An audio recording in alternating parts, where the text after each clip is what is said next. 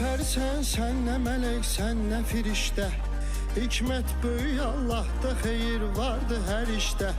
Allah sen rüyada qonaq etsə behişdə. Heç vaxtı deməzsən ki bu dünya nə ləzzətdir. Heç vaxtı deməzsən ki bu dünya nə ləzzətdir. İnsan oyan artıq niyə qəflətdə yatırsan. Allaha yaxınlaşsan əgər həqqə çatırsan. Məsum yaranırsan sonra çirkabə batırsan. Gül bağına əkirsən əməlindən tikan insan. Gül bağına əkirsən əməlindən tikan insan. Vüsal Allahadırsa arzuların fərqi nədir? Mənbəyi birdirsə qardaş suların fərqi nədir? Bir şiyə bir sünni bunların fərqi nədir?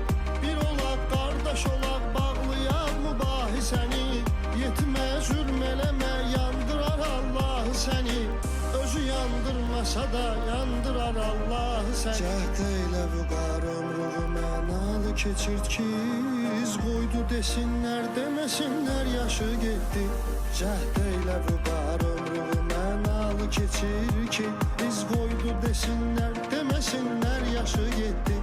Bədbəxtdir o aşıq ki könül sildaşı getdi. Ömrün nədir mənası ömür yoldaşı getdi.